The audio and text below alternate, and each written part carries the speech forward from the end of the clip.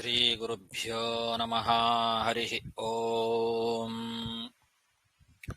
ವಿಜ್ಞಾನರೋಚಿಪರಿಪೂರಿತಾಂತರ್ಬಾಹ್ಯಾಂಡಕೋಶಂ ಹರಿತೋಪಲಾಭಂ ತರ್ಕಾಭಯೇತಂ ವಿಧಿಶರ್ವ ಪೂರ್ವಗೀರ್ವಾಣ ವಿಜ್ಞಾನದ ಮಾನತೋಸ್ಮಿ. ಪ್ರಥಮೋ ಹನುಮಾನ್ ನಾಮ ದ್ವಿತೀಯೋ ಭೀಮಯೇವ ಚ. ಪೂರ್ಣಪ್ರಜ್ಞಸ್ತೃತೀಯಸ್ಥೋ ಭಗವತ್ಕಾರ್ಯಸಾಧಕಃ. ಬುದ್ಧಿರ್ಬಲಂ ಯಶೋಧೈರ್ಯಂ ನಿರ್ಭಯತ್ವಮರೋಗತಾ. ಅಜಾಡ್ಯಂ ವಾಕ್ಪಟುತ್ವಂಚ ಹನುಮತ್ಸ್ಮರಣಾದ್ ಭವೇತ್. ಪೃಥ್ವೀಮಂಡಲಮಧ್ಯಸ್ಥಾಃ ಪೂರ್ಣಬೋಧಮತಾನುಗಾಃ. ವೈಷ್ಣವಾ ವಿಷ್ಣುಹೃದಯಾಃ ತನ್ನಮಸ್ಯೆ ಗುರುನ್ ಮಮ. ನಾರಾಯಣಂ ಸುರಗುರುಂ ಜಗದೇಕನಾಥಂ ಭಕ್ತಪ್ರಿಯಂ ಸಕಲಲೋಕ ನಮಸ್ಕೃತಂ ಚ. ತ್ರೈಗುಣ್ಯವರ್ಜಿತಮಜಂ ವಿಭುಮಾದ್ಯಮೀಶಂ ವಂದೇ ಭವಘ್ನಮರಾಸುರಸಿದ್ಧವಂದ್ಯಂ.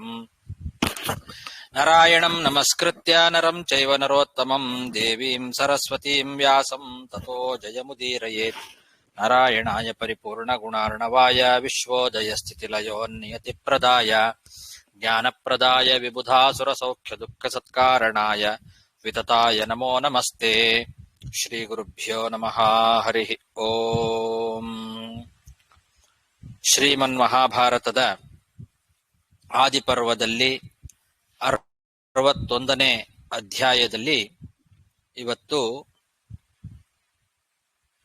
39ನೇ ಶ್ಲೋಕ. ವೈನತೆ ಯಸ್ತು ಗರುಡೋ ಬಲವಾನ್ ಅರುಣಸ್ತಥಾ. ಬೃಹಸ್ಪತಿಶ್ಚ ಭಗವಾನ್ ಆದಿತ್ಯೇಷ್ವೇವ ಗಣ್ಯತೆ. ಅಶ್ವಿಭ್ಯಾಂ ಗುಹ್ಯಕಾನ್ ವಿದ್ಧಿ ಸರ್ವೌಷಧ್ಯಸ್ತಥಾ ಪಶೂನ್.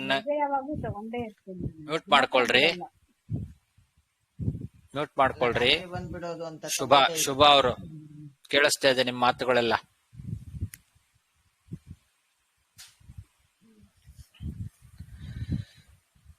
ದೇವತೆಗಳಲ್ಲಿ ಯಾರ್ಯಾರು ಯಾವ ಪಕ್ಷಕ್ಕೆ ಸೇರಿದವರು ಅಂತನ್ನೋದನ್ನ ಹೇಳ್ತಾ ಇದ್ದಾರೆ.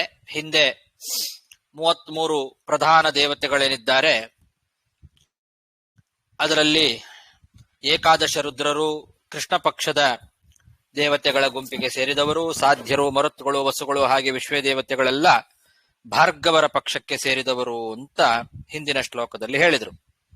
ಹಾಗೆ ಗರುಡ ಬಲಿಷ್ಠನಾಗಿರ್ತಕ್ಕಂಥವನು, ಬಲವಾನ್ ಗರುಡ ಮತ್ತೆ ಅರುಣ ಅವರಿಬ್ಬರು ಅಣ್ಣ ತಮ್ಮಂದಿರು. ಹಾಗೆ ಪೂಜ್ಯರಾದಂತಹ ಬೃಹಸ್ಪತಿಗಳು ಇವರು ಕೂಡ ಆದಿತ್ಯರ ಗುಂಪಿನಲ್ಲಿ ಸೇರ್ತಾರೆ ಅಂತ ಹೇಳ್ತಾ ಇದ್ದಾರೆ. ಗರುಡೋ ವೈನತೇಯಸ್ತು ಬಲವಾನ್ ಅರುಣಸ್ತಥಾ ಬೃಹಸ್ಪತಿಶ್ಚ ಭಗವಾನ್ ಆದಿತ್ಯೇಶ್ವೇವ ಗಣ್ಯತೆ. ಆದಿತ್ಯರಲ್ಲೇ ಸೇರ್ತಾರೆ. ಹಾಗೆ ಅಶ್ವಿಭ್ಯಾಂ ಗುಹ್ಯಕಾನ್ ವಿದ್ಧಿ. ಗುಹ್ಯಕರು ಸರ್ವೌಷಧ್ಯಸ್ತಥಾ ಪಶೂನ್. ಎಲ್ಲಾ ಔಷಧಿಗಳು ಮತ್ತೆ ಎಲ್ಲಾ ಪಶುಗಳು. ಗುಹ್ಯಕರು ಇವರೆಲ್ಲ ಅಶ್ವಿನಿ ದೇವತೆಗಳ ಪಕ್ಷಕ್ಕೆ ಸೇರಿದವರು ಅಂತ ತಿಳ್ಕೊಳ್ರಿ ಅಂತಾರೆ. ಏಷ ದೇವಗಣ ರಾಜನ್ ಕೀರ್ತಿತಾಸ್ತೇನು ಪೂರ್ವಶಃ. ಯಂ ಕೀರ್ತಯಿತ್ವಾ ಮನುಜಃ ಸರ್ವಪಾಪೈ ಪ್ರಮುಚ್ಯತೆ. ರಾಜನ್, ಎಲೆ ರಾಜನೇ, ಇದು ದೇವತೆಗಳ ಗಣ ಇದುವರೆಗೂ ಹೇಳಿರ್ತಕ್ಕಂಥದ್ದು.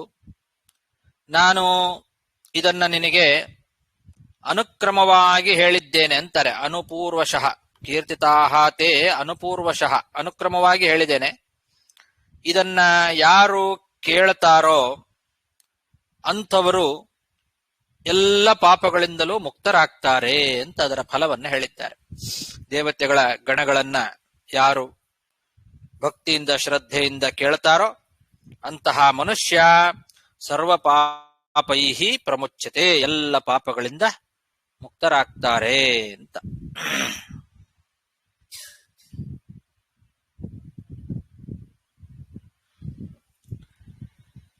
ಏಷ ದೇವಗಣಾ ರಾಜನ್ ಕೀರ್ತಿತಾಸ್ತೇನ ಪೂರ್ವಶಃ ಯಂ ಕೀರ್ತಯಿತ್ವಾ ಮನುಜಃ ಸರ್ವಪಾಪೈ ಪ್ರಮುಚ್ಯತೆ ಬ್ರಹ್ಮಣೋ ಹೃದಯಂ ಭಿತ್ವಾ ನಿಸ್ಸೃತೋ ಭಗವಾನ್ ಭೃಗುಃ ಭೃಗೋ ಪುತ್ರಃ ಕವಿರ್ವಿದ್ವಾನ್ ಶುಕ್ರಃ ಕವಿಸುತಃ ಸ್ಮೃತಃ. ಇನ್ನು ಪೂಜ್ಯರಾದಂತಹ ಭೃಗು ಋಷಿಗಳು ಬ್ರಹ್ಮದೇವರ ಹೃದಯವನ್ನ ಭೇದಿಸಿಕೊಂಡು ಹೊರಗೆ ಬಂದರು. ಭೃಗು ಋಷಿಗಳು ಬ್ರಹ್ಮದೇವರ ಹೃದಯವನ್ನೇ ಸೀಳಿಕೊಂಡು ಬಂದವರು. ಆ ಭೃಗು ಋಷಿಗಳ ಮಕ್ಕಳು ಎಂಬುದಾಗಿ ಪ್ರಸಿದ್ಧರಾಗಿರ್ತಕ್ಕಂಥವರು ಕವಿಗಳು. ಕವಿ ಅಂತಂದ್ರೆ ಶುಕ್ರಾಚಾರ್ಯರು, ಅವರಿಗೆ ಕವಿ ಅಂತ ಕರೀತಾರೆ.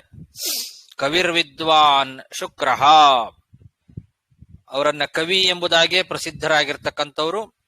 ಅಂತಹ ಕವಿಗಳು, ಆ ಕವಿಯ ಮಕ್ಕಳು ಶುಕ್ರಾಚಾರ್ಯರು.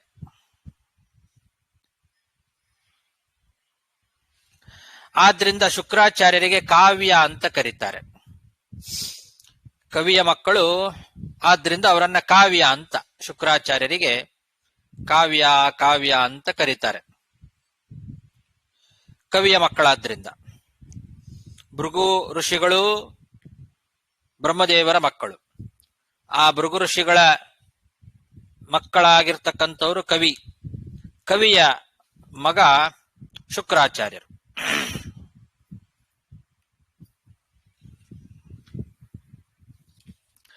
ಕವಿಸುತೋ ಗ್ರಹ ಅಂತ ಕೂಡ ಒಂದು ಪಾಠ ಇದೆ. ಅವರು ಶುಕ್ರ ಎಂಬಂತಹ ಒಂದು ಗ್ರಹ, ಅವರು ಗ್ರಹ ದೇವತೆಗಳೂ ಹೌದು. ಆದ್ರಿಂದ ಸ್ಮೃತಃ ಅಂತ ಒಂದು ಪಾಠ, ಗ್ರಹ ಅಂತ ಕೂಡ ಒಂದು ಪಾಠ ಇದೆ. ಬ್ರಹ್ಮಣೋ ಹೃದಯಂ ಭಿತ್ವಾ ನಿಸೃತೋ ಭಗವಾನ್ ಭೃಗುಃ ಭೃಗೋ ಪುತ್ರ ಕವಿರ್ವಿದ್ವಾನ್ ಶುಕ್ರ ಕವಿಸುತಃ ಸ್ಮೃತಃ ತ್ರೈಲೋಕ್ಯ ಪ್ರಾಣಯಾತ್ರಾರ್ಥಂ ವರ್ಷಾವರ್ಷೇಣ ಯಾನಯೇ ಸ್ವಯಂ ಭುವಾ ನಿಯುಕ್ತಃ ಸನ್ ಭುವನಂ ಪರಿಧಾವತಿ.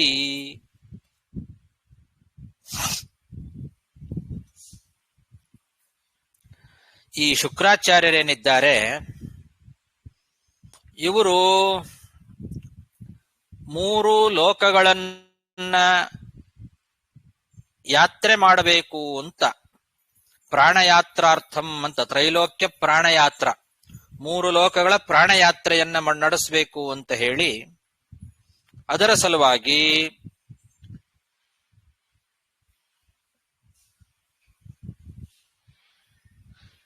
ಅವರು ಲೋಕದಲ್ಲಿ ಎಲ್ಲ ಕಡೆಯಲ್ಲಿ ಸಂಚಾರ ಮಾಡ್ತಾರಂತೆ. ವರ್ಷಾವರ್ಷೆ ನಯಾನಯೇ ನಿಯುಕ್ತ ಸನ್ ಸ್ವಯಂಭುವ ಅಂದಿದ್ದಾರೆ. ವರ್ಷಾವರ್ಷ ಅಂದ್ರೆ ಮಳೆ ಮತ್ತು ಬರಗಾಲ, ಮಳೆ ಬರೋದು ಅಥವಾ ಮಳೆ ಬರದೇ ಇರೋದು, ವರ್ಷ ಮತ್ತು ಅವರ್ಷ ಬರಗಾಲ. ಹಾಗೆ ನಯಾನಯೇ ನ್ಯಾಯ ಮತ್ತು ಅನ್ಯಾಯಗಳು, ಇವುಗಳಿಗೆಲ್ಲ ಅಧಿಪತಿಗಳಾಗಿ ನೇಮಿಸಲ್ಪಟ್ಟಿದ್ದಾರಂತೆ ಬ್ರಹ್ಮದೇವರಿಂದ ಶುಕ್ರಾಚಾರ್ಯರು.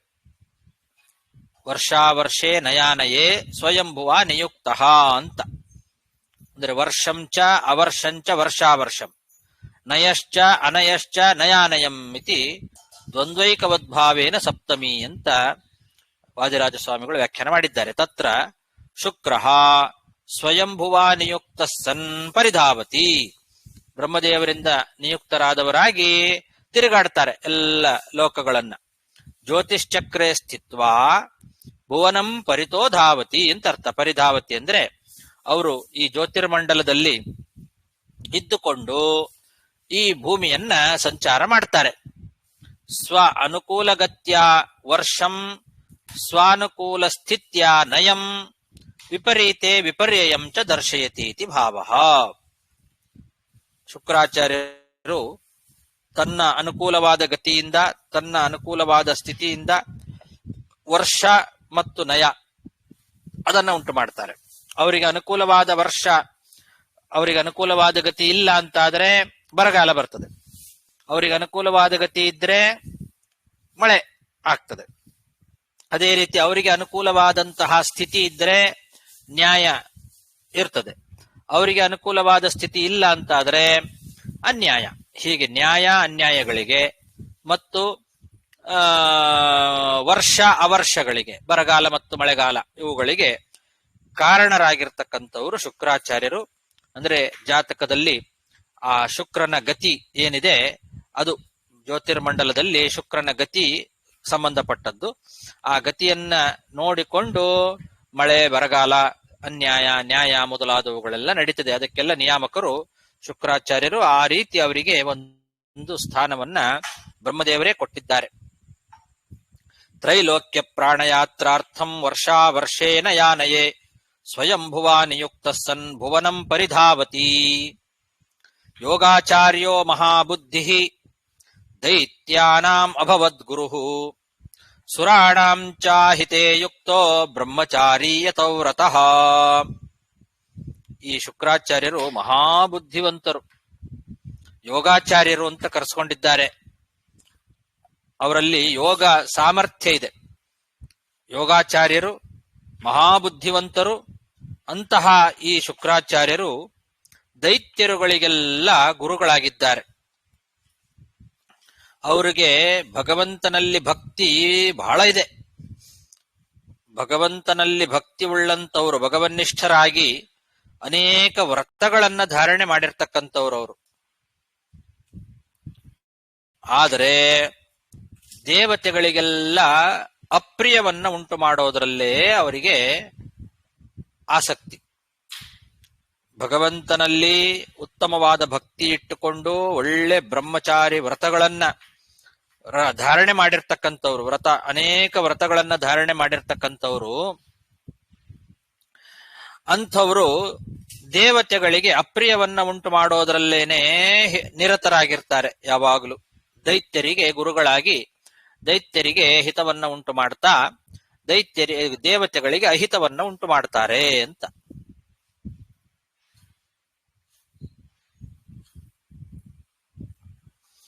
ಯೋಗಾಚಾರ್ಯೋ ಮಹಾಬುದ್ಧಿ ದೈತ್ಯಾನಾಂ ಅಭವದ್ ಗುರುಃ ಸುರಾಣಾಂ ಚಾಹಿತೆ ಯುಕ್ತೋ ಬ್ರಹ್ಮಚಾರಿ ಯತೋ ವ್ರತಃ.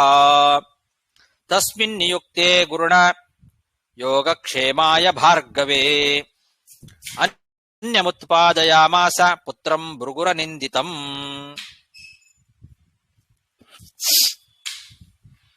ಹೀಗೆ ಭೃಗುಕುಲದಲ್ಲಿ ಹುಟ್ಟಿರ್ತಕ್ಕಂತಹ ಶುಕ್ರಾಚಾರ್ಯರನ್ನ ಭಾರ್ಗವ ಅಂತ ಕರೀತಾರೆ. ಆ ಭೃಗುಕುಲದಲ್ಲಿ ಹುಟ್ಟಿದ ಶುಕ್ರಾಚಾರ್ಯರು ಜಗತ್ತಿಗೆ ಯೋಗಕ್ಷೇಮವನ್ನ ನೋಡ್ಕೊಳ್ಳಿ ಅಂತ ಅವರನ್ನ ಬ್ರಹ್ಮದೇವರು ನಿಯಮನ ಮಾಡಿದ್ರು. ಹಿಂದೆ ಹೇಳಿದಂತೆ ವರ್ಷಾವರ್ಷೇ ನಯಾನಯೇ, ಅವುಗಳಲ್ಲಿ ಅವರನ್ನ ಸ್ವಯಂಭುವ ನಿಯುಕ್ತ ನೇಮನ ಮಾಡಿದ್ರು ಬ್ರಹ್ಮದೇವರು.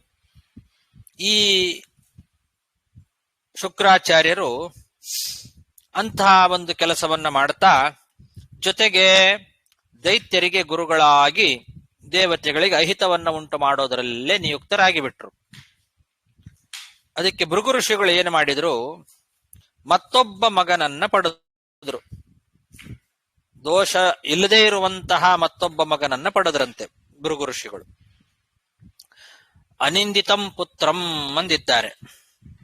ಅನಿಂದಿತವಾದ ಅಂದ್ರೆ ದೋಷರಹಿತನಾದಂತಹ ಮತ್ತೊಬ್ಬ ಪುತ್ರನನ್ನ ಪಡೆದ್ರು.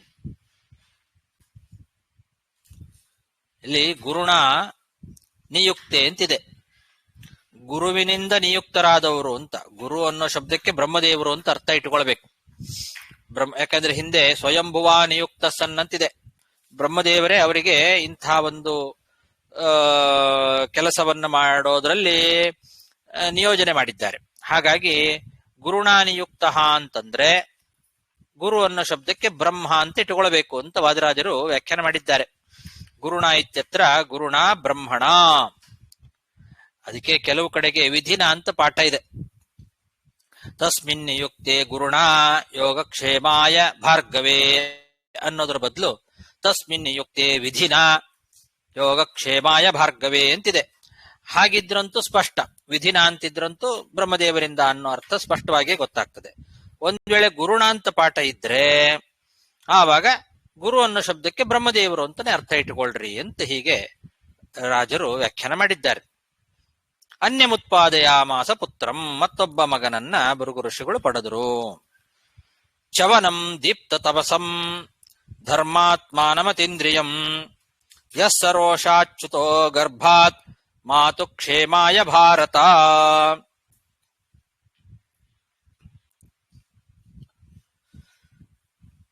ಅವರಿಗೆ ಚ್ಯವನ ಅಂತ ಹೆಸರು. ಭೃಗು ಋಷಿಗಳು ಮತ್ತೊಬ್ಬ ಪುತ್ರನನ್ನ ಪಡೆದರು ಅಂತೇನು ಹೇಳಿದ್ರಲ್ಲ, ಅವರ ಹೆಸರು ಚ್ಯವನ ಅಂತ. ಚ್ಯವನ ಋಷಿಗಳು ದೀಪ್ತ ತೇಜಸ್ಸುಳ್ಳವರು, ದೀಪ್ತವಾದ ತಪಸ್ಸುಳ್ಳವರು, ಧರ್ಮಾತ್ಮಾನಂ ಧರ್ಮದಲ್ಲಿ ಒಳ್ಳೆ ನಿಷ್ಠೆ ಉಳ್ಳವರು, ಅತೀಂದ್ರಿಯಂ ಅಂದ್ರೆ ಒಳ್ಳೆ ಜಿತೇಂದ್ರಿಯರಾಗಿರ್ತಕ್ಕಂಥವ್ರು, ಅಂಥವರು ಚ್ಯವನ ಋಷಿಗಳು. ಅವರಿಗೆ ಚ್ಯವನ ಅಂತ ಯಾಕೆ ಹೆಸರು ಬಂತು ಗೊತ್ತಾ? ಅವರು ಗರ್ಭದಲ್ಲಿರುವಾಗ, ತಾಯಿಯ ಗರ್ಭದಲ್ಲಿರುವಾಗ ಸಿಟ್ಟಿನಿಂದ ತಾಯಿಯ ಗರ್ಭದಿಂದ ಹೊರಗೆ ಬಂದ್ರಂತೆ. ತಾಯಿಗೆ ಅಮ್ಮನಿಗೆ ಕ್ಷೇಮವನ್ನ ಉಂಟು ಮಾಡಿದ್ದಾರೆ.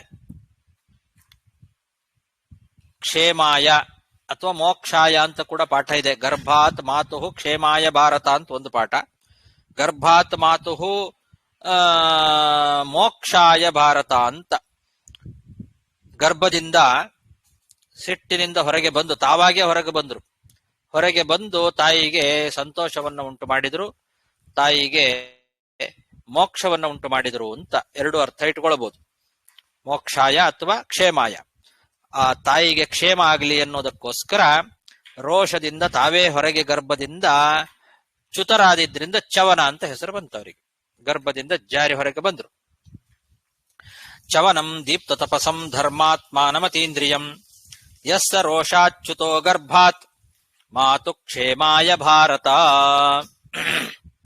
ಆ ಋಷೀತು ಮನೋಕನ್ಯಾ ತಸ್ಯ ಪತ್ನಿ ಮನೀಷಿಣಃ ಔರ್ವಸ್ತಸ್ಯ ಋಷಿಪುತ್ರಃ ಊರುಂ ಭಿತ್ವಾ ವಿನಿರ್ಗತಃ. ಆಚಾರ್ಯ, ಈ ಏನಿಲ್ಲ ಅದರಲ್ಲಿ ಶ್ರವಣ ಮಹರ್ಷಿ ಬಗ್ಗೆ ಮುಂಚೆ ಒಂದು ನಾವು ನೋಡಿದ್ದೇವೆ. ನಾವು ಅದರಲ್ಲಿ ಏನೋ ಒಂದು ಅಗ್ನಿ ಇದೆ, ಅದು ಅವರು ತಾಯಿದ್ದಾರೆ, ಯಾರೋ ಬರ್ತಾರೆ ಅವರು ದೈತ್ಯರು, ಇನ್ನೂ ಒಂದು ನಾವು ನೋಡಿದ ಮುಂಚೆ ಅದು ಅದೇ ಶ್ರವಣವ ಇದು. ಎಲ್ಲಿ ನೋಡಿದ್ವಿ? ಇದೇ ಮಹಾಭಾರತದಲ್ಲಿ ಮುಂಚೆ ನಾವು ನೋಡಿದ್ದೇವೆ ನಾವು. ಅದು ಅವರು ಯಾರು ಹೊರಗೆ ಹೋಗ್ತಾರೆ, ಆಶ್ರಮಟ್ಟು ಹೊರಗೆ ಹೋಗ್ತಾರೆ, ಯಾರು ದೈತ್ಯರು ಬರ್ತಾರೆ, ಅಗ್ನಿ ಇದ್ದಾರೆ, ಅಗ್ನಿ ಸಾಕ್ಷಿ ನಡುತ್ತೆ ಏನೋ ಒಂದು ಕತೆ ಬಂತು. ಅದೇ ಶ್ರವಣವ ಇದು ಒಂದು ನನಗೆ ಡೌಟ್. ಅವರೇ ಇರಬೇಕು ಮೋಸ್ಟ್ಲಿ, ನನಗೆ ನೆನಪಾಗ್ತಿಲ್ಲ ಅದು ಆ ಕತೆ. Okay okay okay. ಇಲ್ಲೇ ನಾವು ಮಾಡಿದ್ವಿ, ಅದು ಪಾಠದಲ್ಲಿ ಬಂತ? ಹೌದಾ ಸರಿ, ಅದೇ ನಮ್ಮ ಈ ಪಾಠದಲ್ಲಿ ಬಂತು, ಮಹಾಭಾರತದಲ್ಲಿ ಬಂತು, ಮುಂಚೆ ಬಂತು ಪ್ರಾರಂಭದಲ್ಲಿ. ಚ್ಯವನ ಅಂತ ಹೆಸರಿದ್ರೆ ಅವರೇ. ಓಕೆ, ಅದು ಆಮೇಲೆ ನೋಡಿ ಯಾವ ಅಧ್ಯಾಯದಲ್ಲಿ ಬರುತ್ತೆ ಅಂತ ನೋಡಿ ಹೇಳಿ ನನಗೆ. ಆಮೇಲೆ ಮೆಸೇಜ್ ಮಾಡಿಲ್ಲ ಅಂದ್ರೆ ನೋಡ್ತೇನೆ. ಸರಿ. ಈ ಚ್ಯವನ ಋಷಿಗಳೇನಿದ್ದಾರೆ ಮಹಾ ಮೇಧಾವಿಗಳಂತೆ, ಭಾರಿ ಬುದ್ಧಿವಂತರು, ಮನೀಷಿಣಃ. ಅಂತಹ ಚ್ಯವನ ಋಷಿಗಳ ಹೆಂಡತಿ ಮನು ಮಹಾರಾಜನ ಮಗಳಾದಂತಹ ಆ ಋಷಿ ಅಂತ ಅವಳಿಗೆ ಹೆಸರು. ಆ ಋಷಿ ಅಂತ ಚ್ಯವನರ ಪತ್ನಿಯ ಹೆಸರು. ಆ ಋಷಿ ಅಂತ ಅನ್ನೋಳು ಮನು ಮಹಾರಾಜನ ಮಗಳು, ಮನೋಹ ಕನ್ಯಾ. ಮನುವಿನ ಮಗಳಾದಂತಹ ಆ ಋಷಿ ಅಂತನ್ನವಳು ಈ ಚ್ಯವನರ ಪತ್ನಿ. ಅವಳ ಮಕ್ಕಳಾಗಿರ್ತಕ್ಕಂಥವ್ರು ಔರ್ವ ಎಂಬ ಋಷಿಗಳು. ಚ್ಯವನ ಋಷಿಗಳ ಪತ್ನಿಯಾದ ಆ ಋಷಿಯಲ್ಲಿ ಹುಟ್ಟಿದವರು.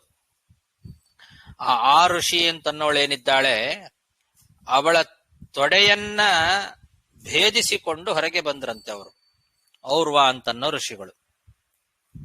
ತೊಡೆಯನ್ನೇ ಸೀಳಿ ಅಲ್ಲಿಂದ ಹೊರಗೆ ಬಂದವರು ಔರ್ವ ಋಷಿಗಳು.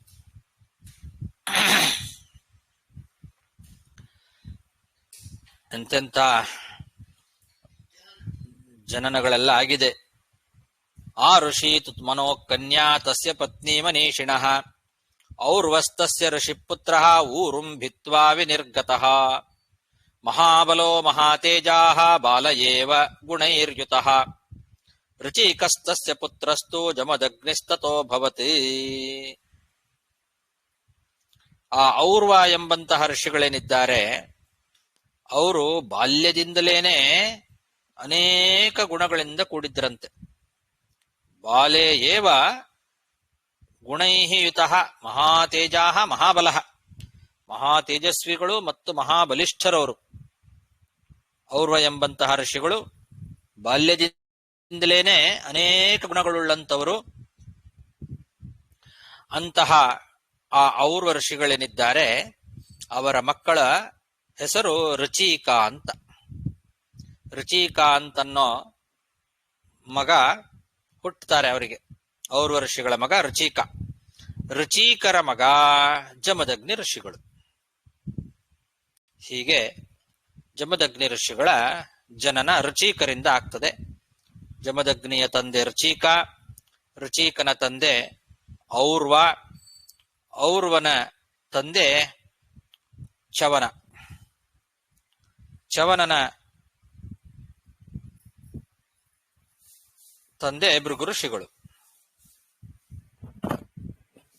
ಮಹಾಬಲೋ ಮಹಾತೇಜಾಃ ಬಾಲೆ ಏವ ಗುಣೈರ್ಯುತಃ ರುಚೀಕಸ್ತಸ್ಯ ಪುತ್ರಸ್ತು ಜಮದಗ್ನಿಸ್ತತೋಭವತ್. ಜಮದಗ್ನೇಸ್ತು ಚತ್ವಾರಃ ಆಸನ್ ಪುತ್ರಾ ಮಹಾತ್ಮನಃ ರಾಮಸ್ತೇಷಾಂ ಜಗನ್ಯೋಭೂತ್ ಅಜಘನ್ಯೈರ್ಗುಣೈರ್ವೃತಃ. ಜಮದಗ್ನಿಗಳಿಗೆ 4 ಜನ ಮಕ್ಕಳು. ಜಮದಗ್ನಿ ಋಷಿಗಳಿಗೆ 4 ಜನರಲ್ಲಿ ಕೊನೆಯವನು ಚಿಕ್ಕವನು ಯಾರು ಅಂದ್ರೆ ಚಿಕ್ಕವನೇ ಪರಶುರಾಮ. ರಾಮ ತೇಷಾಂ ಜಘನ್ಯ ಅಂತಂದಿದ್ದಾರೆ. 4 ಜನ ಮಕ್ಕಳಲ್ಲಿ ಕೊನೆ ಮಗ ಪರಶುರಾಮ, ಸಾಕ್ಷಾತ್ ಭಗವಂತ, ಮಹಾಬಲಿಷ್ಠನಾಗಿರ್ತಕ್ಕಂಥವನು, ಸರ್ವಶಾಸ್ತ್ರ ಕುಶಲನಾಗಿದ್ದ, ಎಲ್ಲ ಗುಣಗಳಿಂದ ಶ್ರೇಷ್ಠನಾಗಿರ್ತಕ್ಕಂಥವನು ಆ ಪರಶುರಾಮ. ಅನೇಕ ಗುಣಗಳಿಂದ ಕೂಡಿ ಸರ್ವಶ್ರೇಷ್ಠನಾಗಿದ್ದ ಅಂತ ಹೇಳಿದ್ದಾರೆ. ಜಮದಗ್ನೇಸ್ತು ಚತ್ವಾರಃ ಆಸನ್ ಪುತ್ರ ಮಹಾತ್ಮನಃ ರಾಮಸ್ತೇಷಾಂ ಜಘನ್ಯೋಭೂತ್ ಅಜಘನ್ಯೈರ್ಗುಣೈರ್ವೃತಃ. ಸರ್ವಶಾಸ್ತ್ರಾಸ್ತ್ರ ಕುಶಲಃ ಕ್ಷತ್ರಿಯಾಂತಕರೋ ಬಲಿ ಔರ್ವಸ್ಯಾಸೀತ್ ಪುತ್ರಶತಂ ಜಮದಗ್ನಿ ಪುರೋಗಮಂ.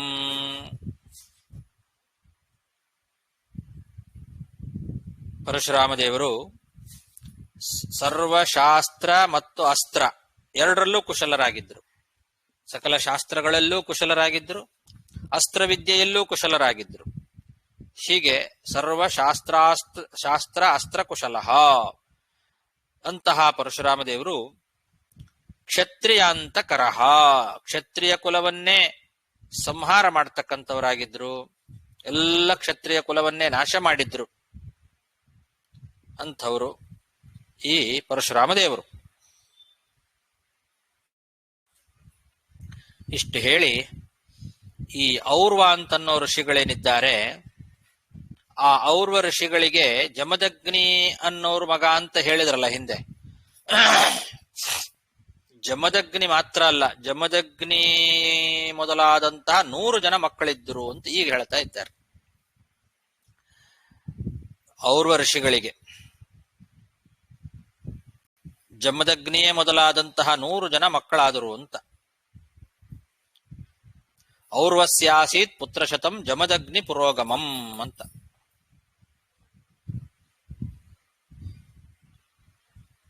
ಔರ್ವ ಋಷಿಗಳ ಮಗ ರುಚೀಕ ಅಂತ ಹೇಳಿದ್ರು.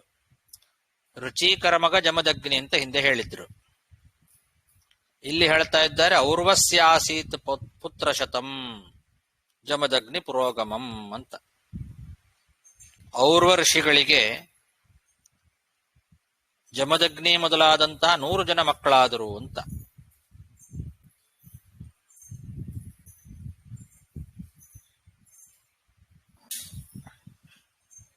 ಏನು ವ್ಯಾಖ್ಯಾನದಲ್ಲಿ ಏನಿಲ್ಲ ಇಲ್ಲಿ. ಔರ್ವಸ್ಯಾಸೀತ್ ಪುತ್ರಶತಂ ಜಮದಗ್ನಿ ಪುರೋಗಮಂ ಹೇಗಿಟ್ಟುಕೊಳ್ಬೇಕು?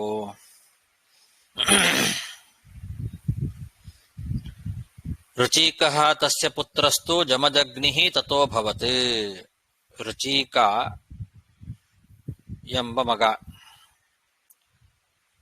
ಅವರು ಔರ್ವರ್ಷಿಗಳ ಮಗ ರುಚೀಕ. ತತಃ ಜಮದಗ್ನಿ ಅಭವತ್ ಅಂತ. ರುಚೀಕರ ಮಗ ಅಂತ ಇಟ್ಟುಕೊಳ್ಳಬಾರದು. ರುಚೀಕ ತಸ್ಯ ಪುತ್ರಸ್ತು ಜಮದಗ್ನಿಸ್ತತೋಭವತ್. ತತಃ ಅಂದ್ರೆ ಅವರಿಂದ, ರುಚೀಕನಿಂದ ಅಂತ ಇಟ್ಟುಕೊಂಡ್ರೆ ರುಚೀಕನ ಮಗ ಜಮದಗ್ನಿ ಅಂತ ಅರ್ಥ ಬರ್ತದೆ. ತತಃ ಆ ನಂತರ ಜಮದಗ್ನಿ ಹುಟ್ಟಿದ ಅಂತ ಇಟ್ಟುಕೊಂಡ್ರೆ ಆವಾಗ ಅವರು ಋಷಿಗಳ ಮಗನೇ ರುಚೀಕನೂ ಹೌದು ಜಮದಗ್ನಿಯೂ ಹೌದು ಅಂತ ಅರ್ಥ ಬರ್ತದೆ. ಆವಾಗ ಇದಕ್ಕೆ ಔರ್ವಸ್ಯಾಸೀತ್ ಪುತ್ರ ಶತಂ ಜಮದಗ್ನಿ ಪುರೋಗಮಂ, ಜಮದಗ್ನಿ ಮೊದಲಾದಂತಹ 100 ಜನ ಮಕ್ಕಳಿದ್ರು ಅನ್ನೋದಕ್ಕೆ ಸರಿ ಆಗ್ತದೆ. ಹಾಗರ್ಥ ಮಾಡಬಹುದು.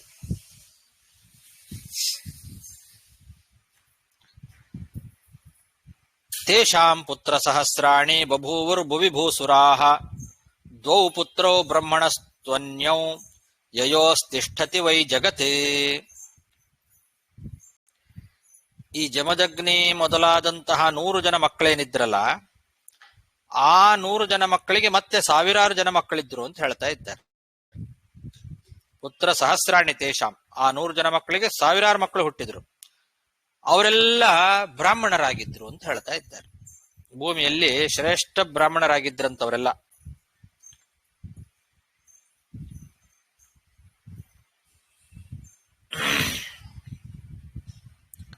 ಔರ್ವ ಋಷಿಗಳಿಗೆ ಜಮದಗ್ನಿ ಮೊದಲಾದ 100 ಜನ ಮಕ್ಕಳು, ಅವರ ಮಕ್ಕಳು 1000 ಜನ, ಅವರೆಲ್ಲ ಶ್ರೇಷ್ಠ ಬ್ರಾಹ್ಮಣರಾಗಿ ಭೂಮಿಯಲ್ಲಿ ಇದ್ದಂಥವರು ಅಂತ ಇಷ್ಟು ಹೇಳಿ, ಆಮೇಲೆ ಕಾಶ್ಯಪರೇನಿದ್ದಾರೆ ಅವರಿಗೆ ಮತ್ತಿಬ್ಬರು ಮಕ್ಕಳು ಹುಟ್ಟಿದ್ರು, ಲೋಕಧಾರಕರಾದಂತಹ ಮಕ್ಕಳು.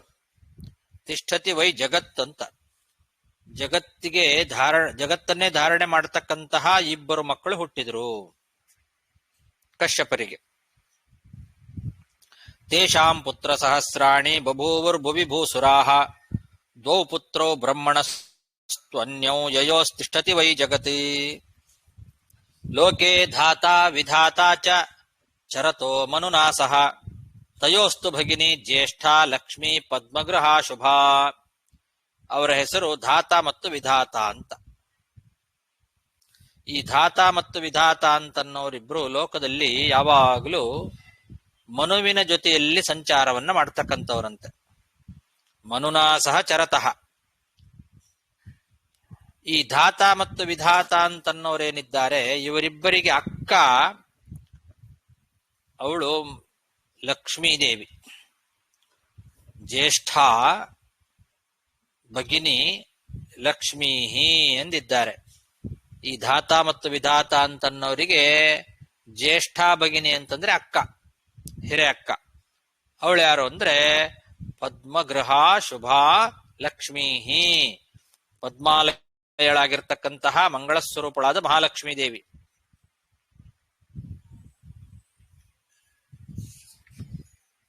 ಪದ್ಮಗೃಹ ಅಂತಂದ್ರೆ ಪದ್ಮವನ್ನೇ ಮನೆಯನ್ನಾಗಿ ಮಾಡಿಕೊಂಡಂತವಳು ಪದ್ಮಾಲಯ. ಶುಭ ಅಂದ್ರೆ ಮಂಗಳ ಸ್ವರೂಪಳು ಅಂತಹ ಲಕ್ಷ್ಮೀದೇವಿ ಇವರಿಬ್ಬರಿಗೂ ಅಕ್ಕ. ಲೋಕೆ ಧಾತಾ ವಿಧಾತಾ ಚ ಚರತೋ ಮನುನಾ ಸಹ ತಯೋಸ್ತು ಭಗಿನಿ ಜ್ಯೇಷ್ಠ ಲಕ್ಷ್ಮೀ ಪದ್ಮಗೃಹ ಶುಭಾ. ತಸ್ಯಾಸ್ತು ಮಾನಸಾ ಪುತ್ರಾಃ ಯೇ ಚಾಶ್ವಾ ವ್ಯೋಮಚಾರಿಣಃ. ವರುಣಸ್ಯ ಭಾರ್ಯಾ ಜ್ಯೇಷ್ಠಾತು ಶಕ್ರದೇವಿ ವ್ಯಜಾಯತ. ಈ ಲಕ್ಷ್ಮೀದೇವಿ ಏನಿದ್ದಾಳೆ, ಆ ಲಕ್ಷ್ಮೀದೇವಿಯ ಮಾನಸ ಪುತ್ರರು ಆಕಾಶದಲ್ಲಿ ಸಂಚಾರವನ್ನ ಮಾಡತಕ್ಕಂತಹ ಅಶ್ವಗಳು. ವ್ಯೋಮಚಾರಿಣ ಅಶ್ವಾಹ, ಆಕಾಶದಲ್ಲೇ ಸಂಚಾರವನ್ನ ಮಾಡತಕ್ಕಂತಹ ಅಶ್ವಗಳು, ಕುದುರೆಗಳು ಲಕ್ಷ್ಮಿಯ ಮಾನಸ ಪುತ್ರರು. ಇನ್ನು ವರುಣದೇವರ ಜ್ಯೇಷ್ಠ ಪತ್ನಿ, ಜ್ಯೇಷ್ಠ ಭಾರ್ಯ ಶಕ್ರದೇವಿ. ಆ ಶಕ್ರದೇವಿ ಅಂತನ್ನವಳು ಅನೇಕ ಮಕ್ಕಳನ್ನ ಪಡೆದ್ಲಂತೆ. ವರುಣನ ಹೆಂಡತಿಯಾಗಿರ್ತಕ್ಕಂತಹ ಶಕ್ರದೇವಿ ಅವಳು ಅನೇಕ ಮಕ್ಕಳನ್ನ ಪಡೆದ್ಲು ಅಂತ ಹೇಳ್ತಾ ಇದ್ದಾರೆ. ತಸ್ಯಾಸ್ತು ಮಾನಸಾ ಪುತ್ರಾಃ ಯೇ ಚಾಶ್ವಾ ವ್ಯೋಮಚಾರಿಣಃ ವರುಣಸ್ಯ ಭಾರ್ಯಾ ಜ್ಯೇಷ್ಠಾತು ಶಕ್ರದೇವಿ ವ್ಯಜಾಯತ ತಸ್ಯಾ ಪುತ್ರಶತಂ ವಿದ್ಧಿ ಸುರಾಂ ಚಾಸುರನಂದಿನೀಂ ಪ್ರಜಾನಾಂ ಅನ್ನಕಾಮಾನಾಂ ಅನ್ಯೋನ್ಯ ಪರಿಭಕ್ಷಣಾತ್ ಅಧರ್ಮಸ್ತತ್ರ ಸಂಜಾತಃ ಸರ್ವಭೂತ ವಿನಾಶನಃ.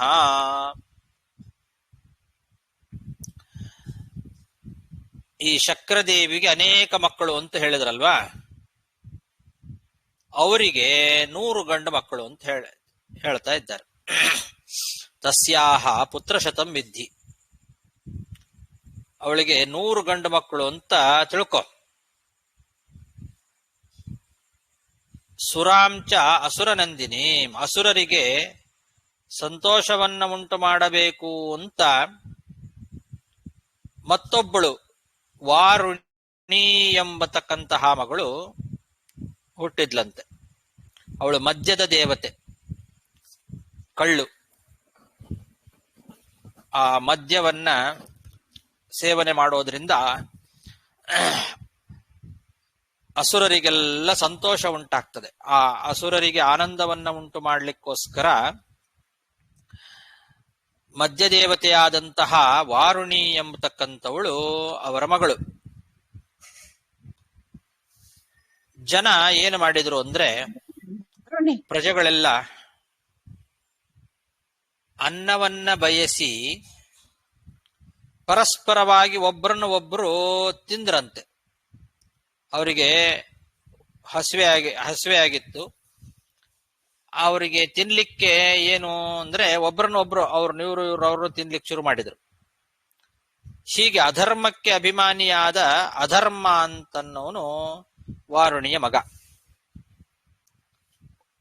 ಪರಸ್ಪರವಾಗಿ ಭಕ್ಷಣೆ ಮಾಡೋದ್ರಿಂದ ಅಧರ್ಮ, ಆ ಅಧರ್ಮಕ್ಕೆ ಅಭಿಮಾನಿಯಾಗಿರ್ತಕ್ಕಂಥವನು ವಾರುಣಿಯ ಮಗ. ಅಧರ್ಮ ಅಂತ ಅವನಿಗೆ ಹೆಸರು. ಹೀಗೆ ವಾರುಣಿ ಅಂತನ್ನೋಳು ಸುರ ದೇವತೆ ಆದರೆ, ಮದ್ಯದ ದೇವತೆ ಆದರೆ, ಆ ವಾರುಣಿಯ ಮಗ ಅಧರ್ಮ. ಅಧರ್ಮ ಯಾಕೆ ಅಂತಂದ್ರೆ ಅನ್ನವನ್ನ ಬಯಸಿರ್ತಕ್ಕಂತಹ ಇವರೆಲ್ಲ ಪ್ರಜಾನಾಂ ಅನ್ನಕಾಮಾನಾಂ ಅನ್ಯೋನ್ಯ ಪರಿಭಕ್ಷಣಾತ್, ಪರಸ್ಪರವಾಗಿ ಒಬ್ರೊಬ್ರು ಭಕ್ಷಣ ಮಾಡ್ಕೊಳ್ತಾರಾದ್ರಿಂದ ಅಧರ್ಮ.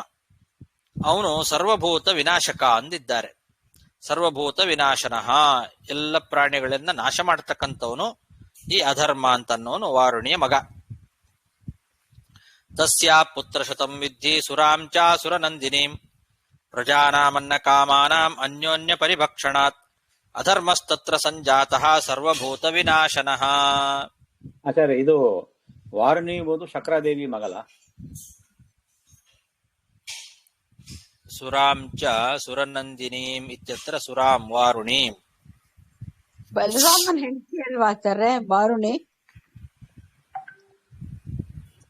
ಬಲರಾಮನ್ ಹೆಂಡ್ತಿನ? ಹಂಗನ್ಸತ್ತೆ.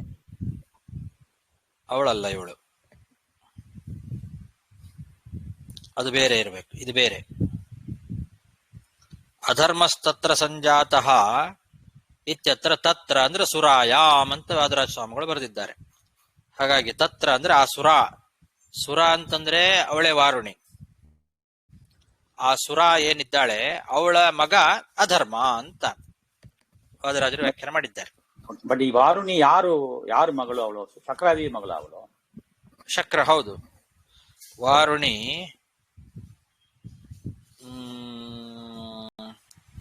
ವಾರುಣಿ ಎಂಬಳು ಅವರ ಮಗಳು. ಈ ಇವರಿದ್ದಾರಲ್ಲ ಶಕ್ರದೇವಿಗೆ ಅನೇಕ ಮಕ್ಕಳಿದ್ರಲ್ವಾ? ಹೌದೌದು, ಅದರಲ್ಲಿ ಹೌದು, ಅದರಲ್ಲಿ ಒಬ್ಬಳು ವಾರುಣಿ ಅಂತ ನೋಡು. 100 ಜನ ಗಂಡು ಮಕ್ಕಳಿದ್ರು, 100 ಜನ ಗಂಡು ಮಕ್ಕಳಿದ್ರು. ವಾರುಣಿ ಅಂತ ನೋಡು ಒಬ್ಳು ಸುರಾದೇವತೆಯಾಗಿ ಹುಟ್ಟಿದ್ಲು.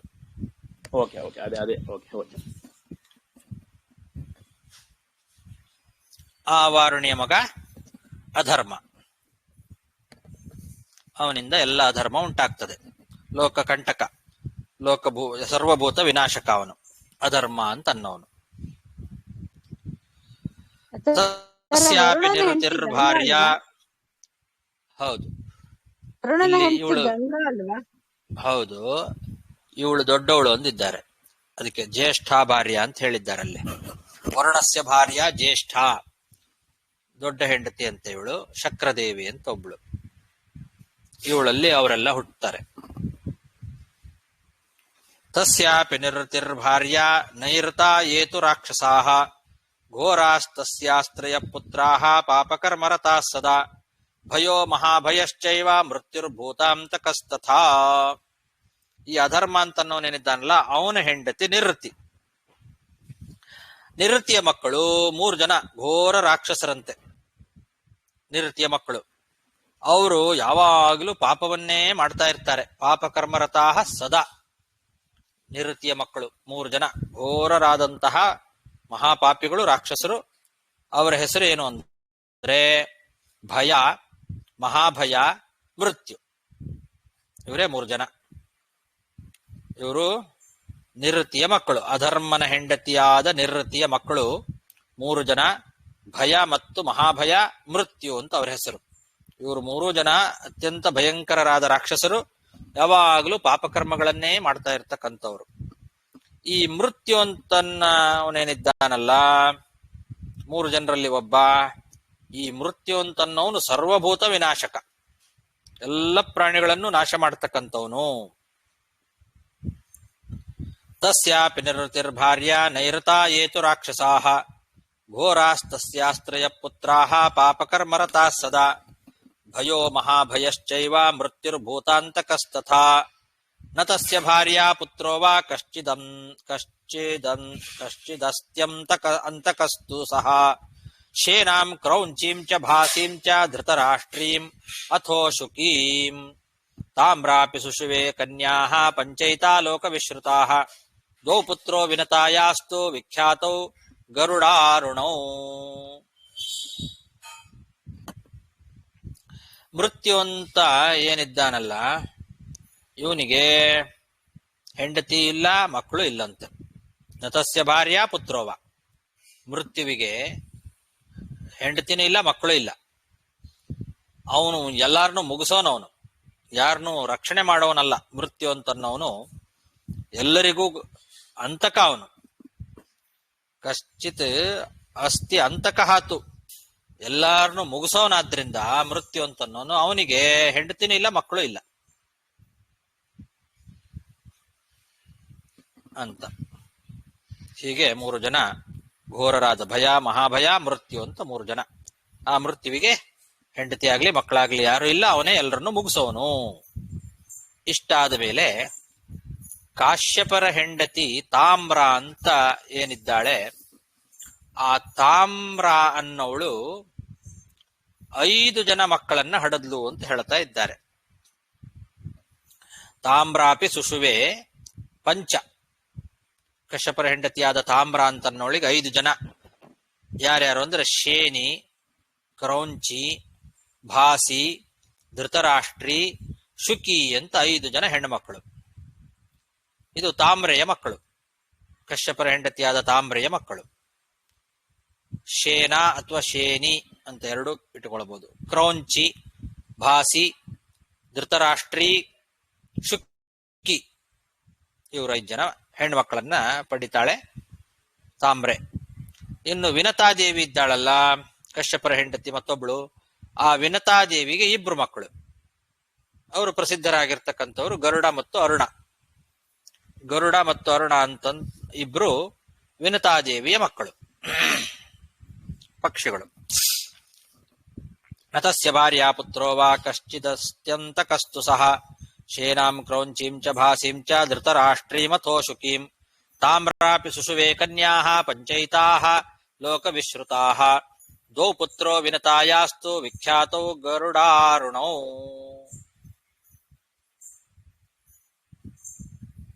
ಸಾಕು, 56 ಆಯ್ತು, ಟೈಮ್ ಆಯ್ತು. 56 ಶ್ಲೋಕ ಮುಗಿತು. ಶ್ರೀಕೃಷ್ಣಾರ್ಪಣಮಸ್ತು. ಮತ್ತೆ ನಾಳೆ ದಿವಸ ನೋಡೋಣ.